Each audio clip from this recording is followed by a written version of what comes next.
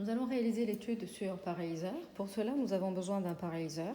Là, il s'agit d'un paralyseur Tecdan et nous allons étudier le modèle maxillaire ou mandibulaire. Là, il s'agit de deux modèles que nous allons étudier. Donc là, il s'agit d'un modèle mandibulaire classe 2, modification 2. Et là, il s'agit d'un modèle classe 2, modification 3. Puis, nous avons besoin des accessoires. Alors, nous avons ici la tige d'analyse. Là, nous avons les trois jauges, 0,25, 0,5, 0,75. Là, nous avons la lame coupante. Là, nous avons la mine de graphite.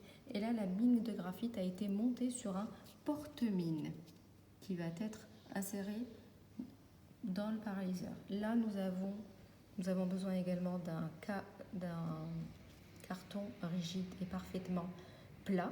Et là, d'un critérium noir et d'un autre critérium avec une mine bleue, ou bien un crayon bleu à sa place. Nous allons démarrer maintenant notre étude. Alors, le modèle, nous allons étudier notre modèle, la classe 2, modification 3.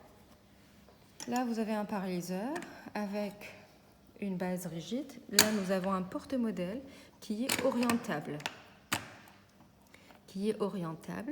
Première chose, quand on place le modèle sur le porte-modèle, nous allons le placer, puis visser, fixer le modèle sur cette plateforme.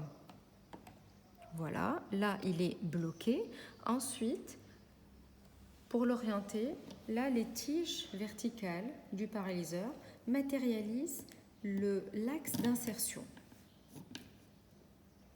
Donc, et c'est le porte-modèle qui est orientable. La technique que nous utilisons le plus souvent pour déterminer l'axe d'insertion est l'axe d'insertion perpendiculaire au plan d'occlusion. Pour cela, ces tiges qui matérialisent le plan d'occlusion, l'axe d'insertion, doit être perpendiculaire aux surfaces occlusales des dents. Donc, nous allons matérialiser les surfaces occlusales des dents par ce carton-là. Et il faudrait que le carton soit parfaitement horizontal. Il ne faut pas que ça soit orienté à droite, ni à gauche, ni à l'arrière, ni devant. Il faut que ça soit parfaitement horizontal. Une fois que nous avons positionné le modèle avec le carton à l'horizontale, nous allons bloquer la manette pour qu'il n'y ait plus de rotation du porte-modèle. Et là, comme vous voyez, là, la tige verticale, elle est parfaitement perpendiculaire au carton. Et donc là, nous avons déterminé notre axe d'insertion.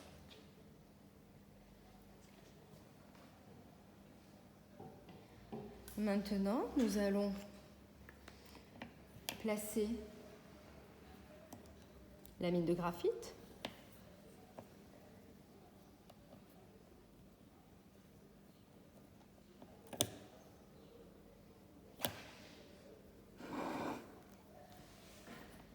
Donc on place la mine de graphite d'un côté.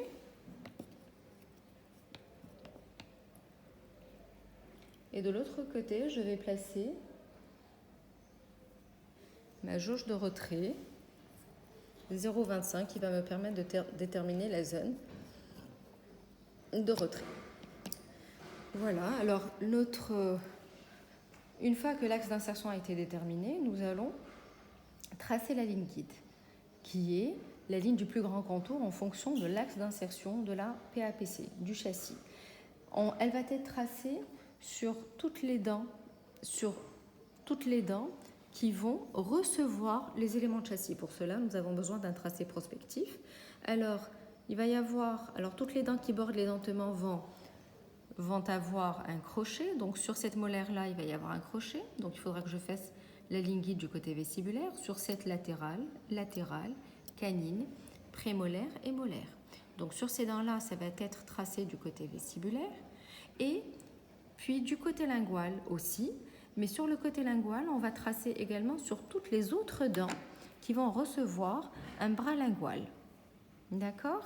Et sur les faces proximales aussi. Donc, je démarre. Donc, voilà. Je prends ma mine de graphite, je la descends jusqu'au collet. Et je passe mon instrument tangentiellement à la dent, sur la face vestibulaire proximale, sur la prémolaire pareil, voilà, sur la face vestibulaire, sur la canine également, du côté vestibulaire.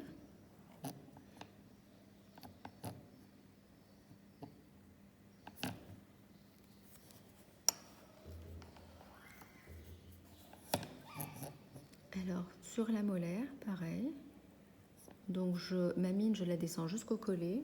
Je pousse la mine vers la dent jusqu'au premier contact et puis je passe tangentiellement. Alors, sur la canine, prémolaire et prémolaire, je n'ai pas besoin de tracer ma ligne guide sur la face vestibulaire parce que j'aurai pas de crochet sur ces dents-là. Donc, à titre indicatif pour apprendre à faire, on pourrait rajouter. Alors maintenant, du côté lingual, alors ce qui est intéressant avec ce paralyseur, c'est que le porte-modèle, on peut l'orienter, le faire tourner à notre guise. Donc là, du côté lingual, du côté gauche, pareil. Alors là, ma mine a cassé, donc je vais arranger ça. Les mines sont très fragiles, donc il faudra faire très attention en travaillant. Donc là, je replace ma mine dans le porte-mine et je la replace dans le porte-instrument. Et là, je termine le tracé du côté lingual. Voilà, donc je descends jusqu'au collet et puis je passe tangentiellement à ma dent. Et voilà, sur la 6, je passe sur la face proximale aussi. Je trace ma ligne guide de l'autre côté, donc du côté droit, donc pareil, tangentiellement à ma dent à partir du collet. Voilà, je passe sur la face proximale. Pour la prémolaire, face médiale, linguale et face distale. Ensuite, sur la molaire, je passe sur la face distale, linguale et puis mésiale. Et voilà, nous avons obtenu le tracé de nos lignes guides. Maintenant, l'étape suivante.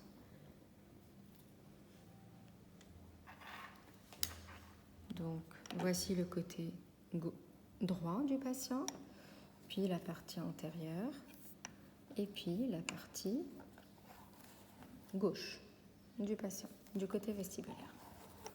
Très bien, donc je continue. Alors, sur la 47, ma ligne guide, elle est très basse. Donc, pour chercher ma zone de retrait, je prends ma jauge de retrait, je la descends jusqu'au collet, je pousse ma jauge au contact de la dent. Donc je vais avoir un premier contact entre la tige et la ligne guide de la dent. Ensuite, la collerette de la jauge, je la remonte jusqu'à ce qu'elle rentre en contact avec la dent au niveau de la zone de contre-dépouille. Donc j'obtiens 2 contacts. J'ai un premier contact entre la tige de la jauge avec la ligne guide, puis j'ai un deuxième contact entre la collerette et la zone de contre-dépouille que je vais tracer.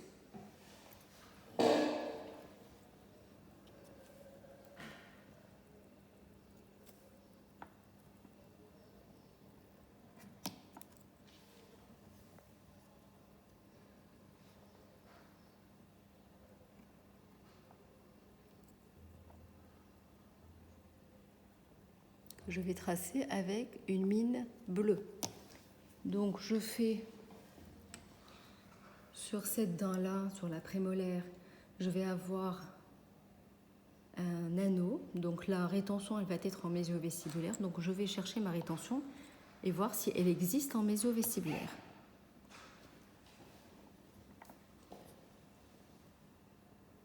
Donc voilà, je descends jusqu'au collet.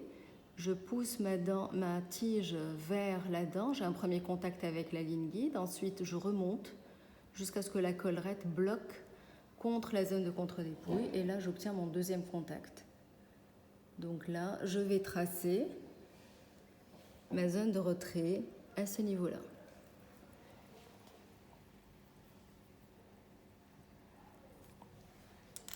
Alors, concernant cette molaire, là, en principe, c'est un crochet numéro 1 que l'on peut placer. Donc, si je place un crochet numéro 1, la zone de rétention, il faut que je la cherche en disto-vestibulaire. Si je mets un anneau, donc il y aura un double taquet avec un bras qui fait le tour de la dent, l'anneau va se terminer au niveau mésio-vestibulaire. Donc, la zone de retrait que l'on est en train de tracer, on va la rechercher en fonction du tracé que nous avons fait, réalisé, en fonction des crochets que nous voulons mettre en place. Donc au niveau de la canine,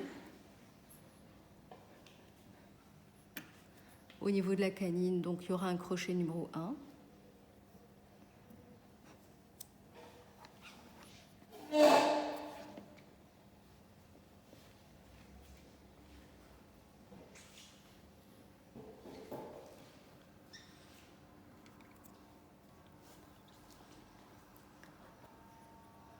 Donc pareil, je descends, premier contact entre la tige et la dent et la ligne guide, ensuite je remonte jusqu'à ce que la collerette bloque contre la zone de contre-dépouille de la dent et là je vais la tracer. Et voici ma zone de retrait. Puis je passe au côté gauche.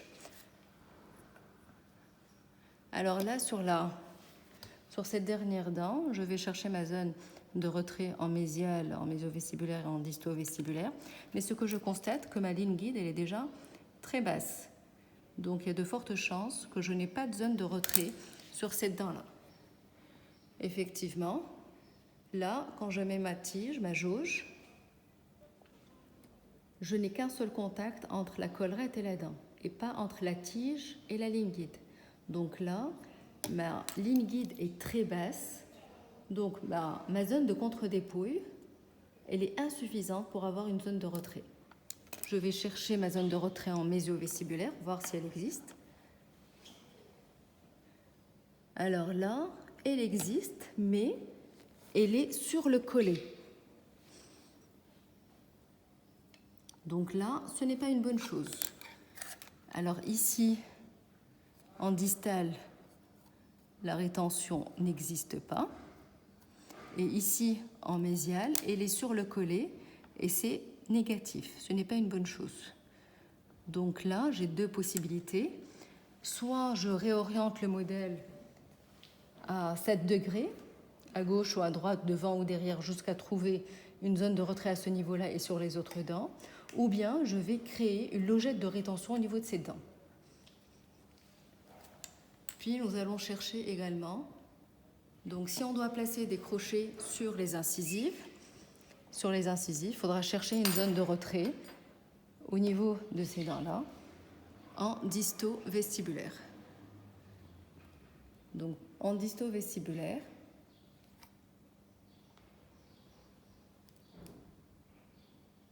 la collerette elle est en contact au niveau du collet, donc la zone de contre-dépouille est insuffisante. De ce côté-là, sur la 42,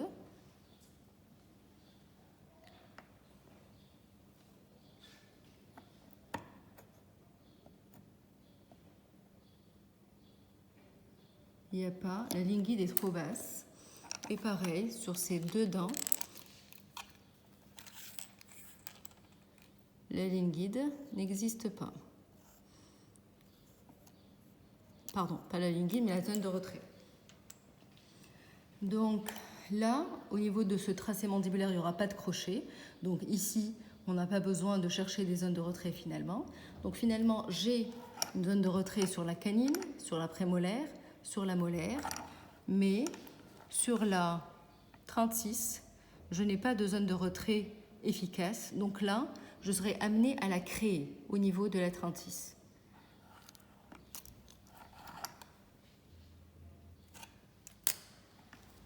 On va compléter par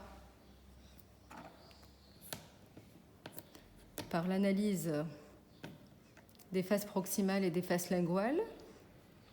Donc je remplace ma jauge de retrait par une lame coupante.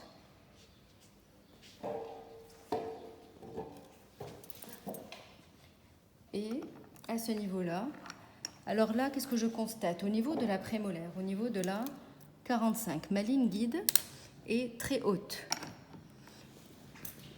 Donc je vais... La dent, elle est un petit peu versée mésialement, légèrement, et la ligne guide est très haute. Donc ce que nous allons faire, c'est gratter ce porte-à-faux légèrement et réaliser une surface de guidage sur la face proximale. Donc ici c'est bon. Là, il n'y a pas de porte-à-faux. Là non plus. Donc ça existait uniquement au niveau de la face mésiale de la prémolaire. Du côté lingual, mes lignes guides sont basses. Donc j'ai assez de hauteur où placer mon bras lingual, donc c'est bien. Si par contre j'avais une ligne guide très haute, là il faudra réaliser des surfaces de guidage ou des plans guides sur la face de manière à baisser le niveau de la ligne guide. Donc sur ces dents, je dévisse mon modèle et sur cette surface de guidage que j'ai réalisée, je vais la tracer, la matérialiser. Et voilà ce que j'obtiens. Et il faudra reproduire cela en bouche. Ensuite, je termine. Alors là, j'ai dévissé mon modèle et je l'ai replacé. Ce qui est bien, c'est que le porte-modèle, il est toujours bloqué. L'orientation du porte-modèle est toujours bloquée. Donc, je n'ai pas modifié mon axe d'insertion. Alors maintenant, ce que je vais faire, je vais tracer mon axe d'insertion sur deux faces proximales, sur deux plans. Voilà. Et sur la face linguale postérieure. Et ça me donne, voilà, l'orientation de l'axe d'insertion que je pourrai retrouver facilement après.